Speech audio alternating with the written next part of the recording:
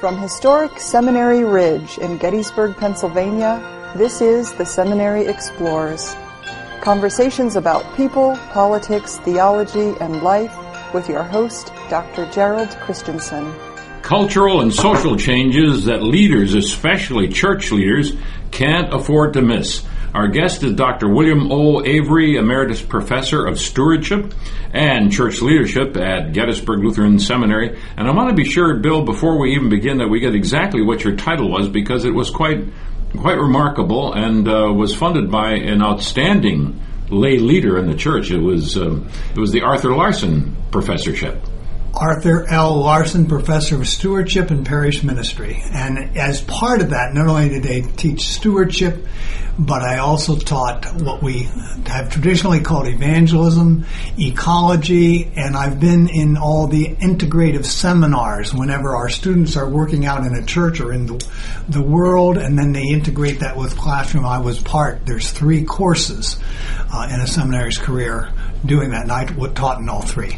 And your most recent books, all of them, in fact, had something to do with lay leadership, the history of lay leadership, hints for conducting reliable church leadership. But the most recent one was done jointly with another professor. Yes, it was done with Professor Beth Gaiety, and it uses science. Mm-hmm. And the principles of science.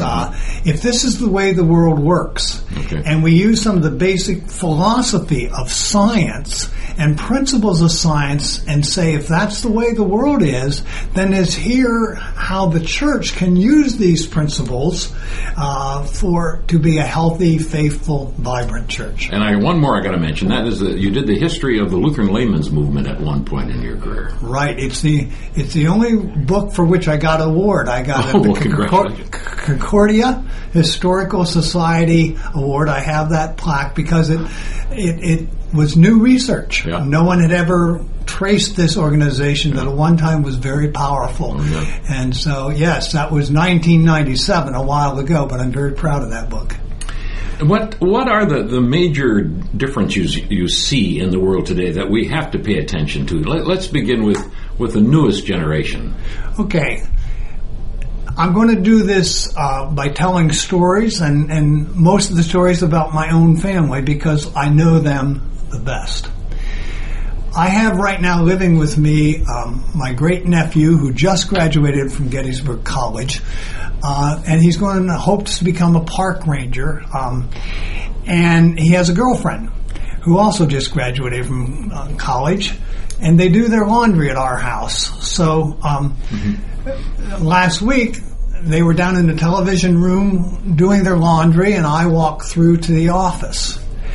And each one of them had their intelligent cell phone, and they were playing games, or they were texting, or they were doing something. Each one, they had the television on, and they were carrying on a conversation with one another. All these things, all this simultaneous things, and everything's short.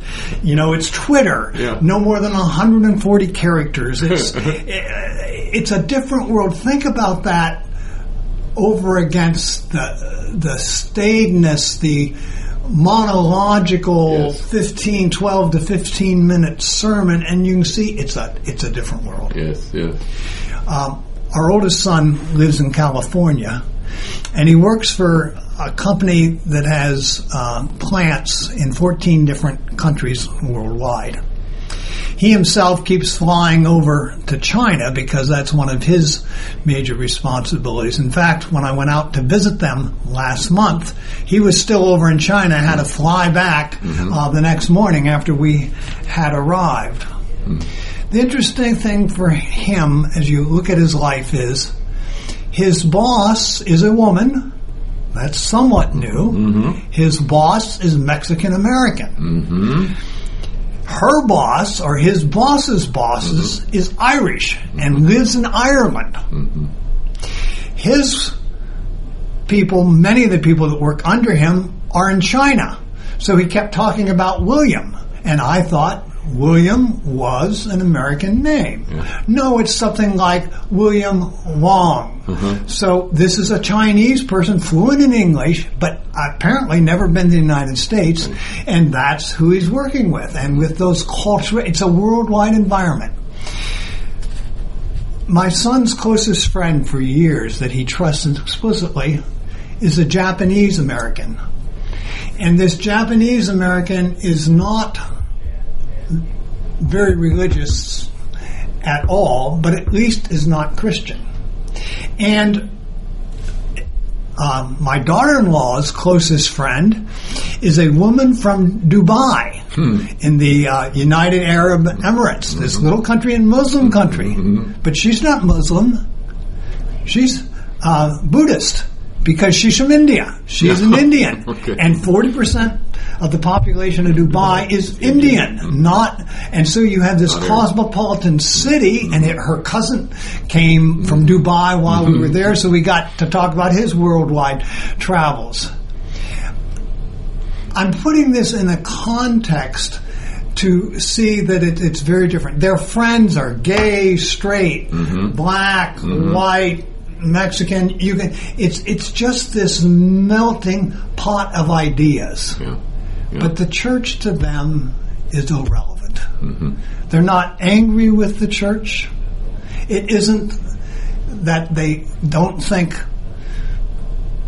church is good for people. On the abstract, they think it is. But it's so irrelevant to them, it just doesn't fit in this cosmopolitan world in which they live.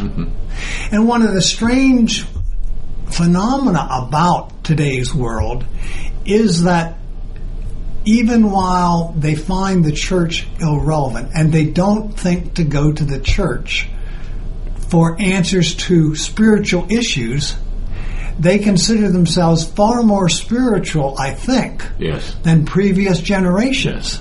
But it's a personal fed spirituality in which they go to friends and they talk on the on their cell phones and they talk on the internet and they look it up in Wikipedia. Right.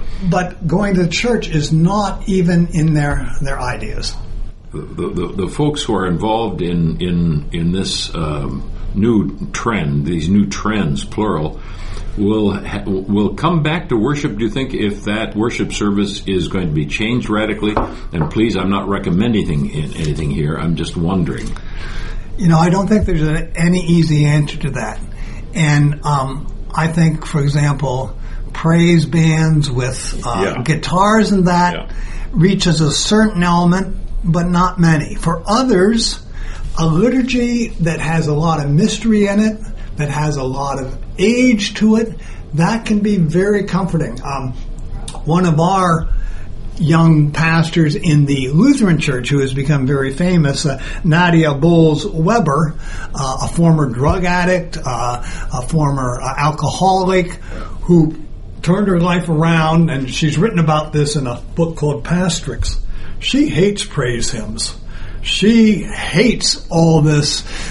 What she loves is the liturgy, the steadiness of the liturgy. So worship, I say they need to have variations because it will attract different people. This one size fits all isn't the best. So variety will be. But I think if we went all loud bands, praise, we'd lose as many young people as we would gain. I really do. Yeah. So there's no magic bullet out there. Okay. So I think what it needs instead, now to get to the base, we need pastors and lay leaders who think outside the box, who color outside the lines, who are, in the best sense of the word, risk-taking entrepreneurs. Not for themselves, but for the Lord and for the church. In a genuineness of faith that also understands practices that root people in community. Because I think this change does take place in community. And despite all the individualism of many spiritual quests, I think the young people form their own communities technology, online, virtual communities, and the entrepreneurial pastor and lay leader who's also faithful can use this by coloring outside the box and taking risks. Probably 7 out of 10 attempts will fail, but it will reach some of these people that we're not reaching at all now. Yeah, the challenge will be to get more than one at a time because they like to communicate with one another. But on the other hand, if I'm still thinking in traditional terms, getting inside the church, probably that's where my assumption is false. We're not going to be able to get them necessarily in the church. We have to reach out to them by some technological means. But if people do come to church, it's going to be more than one. I mean, the dialogue can't just be with people our age and older, Bill. They've got to have enough people of their own age. Yeah. Like you're talking about your opening statement there of your young relatives. Right. I don't think the church, at least in the next generations, will ever reach where it was when I was growing up in the post-World War II period. That is, at the height of that, about 1960, 61.2% of the people said they attended church regularly. That's what they said. But there was high church attendance. But why was it? Was it for a deep love of Jesus Christ? Oh, yes, in many cases. But in many others, it was Christian America against communist Russia. So you went to church to be a good American. It was cultural Christianity. And it wasn't making radical Christians. It was making good citizens. The American way of life, in many ways, was what being... We'll not go back to that, and that we haven't lost much, because the problem with that level of cultural Christianity was it's like a river near us, Susquehanna, which is a mile wide, but about 3 inches deep. There will be many fewer people going to church, but those that go will go out of conviction. They are deeply committed to Jesus Christ and to His church. And they'll be more like the yeast that raises the bread, the salt that gives taste to a meal.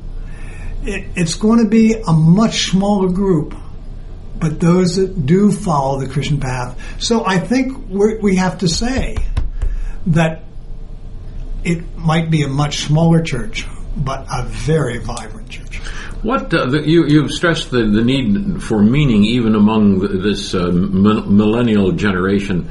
What forms do you think that meaning will take? Is it reaching out to other people so I have flesh and blood friendships, significant relationships with others? Is it a kind of spiritual comfort that when the world does end in my science fiction world, I'm going to have a place? That last one doesn't seem to be appealing to other people, but I'm just guessing right now. Yeah, I think meaning-making, churches need to be about meaning-making, so lives are meaningful. But I think the way that can go can vary widely depending on the congregation. So one may return to an ancient practice. Say Saint Ignatius and his, or another might use it in service in community. Another, I think this can vary, and it has to go along with the passion of the pastor. If the passion of the pastor is for this meaningful practice, and it's an attractive one to others, if she or he does something that she or he really finds meaningful, then it's much easier for that person to work with other people so they find the same or similar meaning in it. That catches that point I was trying to make earlier, the observation that many have made, that if you're going to raise money, it usually has to be for little Bobby who has cancer. Right. And you go on a march, or you go on a run. You don't do marches. You go on a run and you make contributions. And everybody joins in on that. And you have a Saturday. The significant thing there, it seems to me, is there is relationship. People are getting together and they're seeing each other and having coffee before they go on the run, or they're getting together afterwards. And they're doing it together, whereas a check in the mail to a congregation has a different kind of meaning which no longer appeals very much. So if we're going to do some fundraising, we're going to have to look at different ways going about things. It's going to be challenged because you can't say, well, little Bobby's going to give all his money to the church. Right. You're going to have to help little Bobby. Right. And how you do that for a whole church, I think, continues to be a challenge for fundraising or stewardship in the foreseeable future. I think you're right on track. Yes, I agree with you wholeheartedly. And as it happens, not only is attendance down, but of course fundraising is down in the churches, and that's going to be a challenge as we go forward. Right. Among the other things in searching for meaning, do you think we need to give up? Please, I'm being radical now. Do we have to give up on the normal sermon? Do we have to give up on the sermon altogether, and above all on the sacraments of baptism and communion? Or is it going to be the traditional, rooted in the traditional? And obviously, I'm proposing this as a way of approach, rooted in the traditional, but reaching out in new ways. I mean, rooted in baptism, Eucharist, preaching, traditional liturgy, and then new ways of approaching people on the basis of the old. Well, first part, all or nothing doesn't cut it. Doesn't cut it. So it isn't that we won't do away totally with sermons. I think sermons will tend to become more dialogical. I think sermons will tend to grow out of the congregation, studying the Word ahead of time and helping to present the congregation, even if it isn't during that 15 minutes. They've had a study group to study the lessons that will be preached on and help the pastor write his or her sermon. Okay. And then I think the sermons will have to be much more specific in terms of the gospel, the good news. Mm-hmm. But the good news that God loves us and we're to love others is too general. There has to be specificity to it. And so growing out of the sermons will be some specificity of things that the community, the congregation does. All these things. I think the form, and if these churches are smaller, if we have 5 to 10 people around a coffee table and we're presenting, that's going to be very different than if we have 200 in a lecture room. Yeah. And so as churches go smaller and we go more and more to smaller groups, then I think it by nature has to become more dialogical. The presence of handheld devices during a sermon would personally not disturb you then if you were preaching and people were out there punching the way. They might actually be entering into the dialogue. It's also possible, of course, they're totally disengaged, but we don't know for sure, really. I mean, right, but a pastor can set that up. Oh, really? With what she or he would expect of those who are using their computers, that they're tied into the sermon somehow, and they're responding, and somehow the pastor or someone's going to see this, or they have a community out there doing it together. There'll be a few just going and doing their thing, but if they're using these smartphones, let's say, in church, it's because the pastors helped set this up, and they're doing something connected with what's going on in worship. It's got to be intentional then. Let's set up a paradigm. This is not the answer, though, but it's one idea that we can follow through on. The pastor would say that the sermon this week is going to be on the Good Samaritan, okay? Right. Now, a week or two in advance, say, what do you all think about that? What have been your experiences?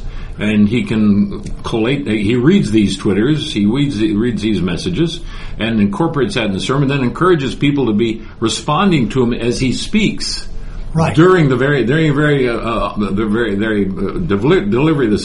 the sermon, and then later on again looks at all of this and probably responds to people after the responses from the people who've heard it. Right, except that he wants to, on the Good Samaritan, then have specific ways they can be the Good Samaritan the next week. Specific ways. That has not changed, by the way. Right. We were taught that in our preaching long ago. Don't just end by telling the good news, but tell them what they can do about their lives if they want to. Right. And then as a church, work to do some of these things.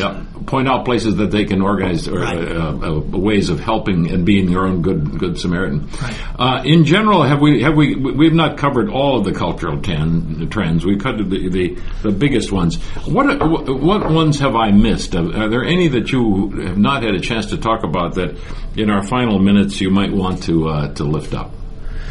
I think we have really, really caught all the important ones. I have a list here of 12, and we've covered all 12 of these in some way or another. Well, let's summarize them by mentioning all 12. Okay.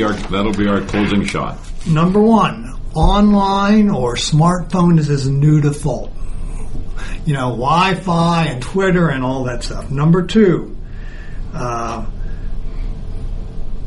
dialogue. People want to talk, not just listen. Mm-hmm. Number 3, no brand loyalty. Now, we didn't talk about that, but I think that... We hinted at it. We hinted at it, that it doesn't mean much to anybody to be Lutheran or Methodist or Presbyterian or Catholic or any of these things. That's just no brand gone. loyalty. And it goes with the declining trust in authority, which is another one. Okay. Another one is lack of guilt. We talked to that. Mm-hmm. Guilt used to motivate people to change and even come to faith. Mm-hmm. No. A personalized, eclectic spirituality. People want to find their own unique path, and most start out that way. One will go on a run, another one will go to St. Ignatius Loyola for spiritual exercises. Exactly. So we may get them on the path of Christ, but they're not starting there. Mm-hmm. That's these young people that I see who are not church. The church is irrelevant, so they're looking every other way. A desire for greater purpose. We said they want purpose in what they do. A personal mission. People aren't waiting for someone to change the world. They'll just do it. They have their own mission of what they're going to do. From charity runs to nonprofits from home. The very things you were talking about. Mm-hmm. These are the things that turn these people on now. Trust in user reviews. Remember, I said they're peer groups. Mm-hmm. What you say about your church, for example, matters much less than what others say, particularly people their age. And finally, the death of cash and checks. Yes. And for the young people, that's really happening in a hurry. Yeah. And for us too, how much less do we use our checks than we used to? Yeah. So that's a great summary. We've been talking about cultural changes and social changes that leaders, especially church leaders, can't afford to miss, with Dr. William O. Avery, a retired, now Emeritus Professor of Stewardship and Church Leadership at Gettysburg Seminary in Gettysburg, Pennsylvania, where we're recording today. I'm Jerry Christensen, and for the Seminary Explorers, have a very good day.